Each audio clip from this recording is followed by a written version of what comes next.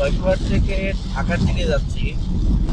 এই টাঙ্গাইলের ভিতর এখন ঢুকছি, হঠাৎ করে ভয়ঙ্কর রকমের মেঘ, মানে এত কালো মেঘ দেখতে পারবেন। আর বৃষ্টি, মুষলধারে বৃষ্টি। এইরকম বৃষ্টিতে মনে হয় আমি খুব কমই গাড়ি চালাইছি।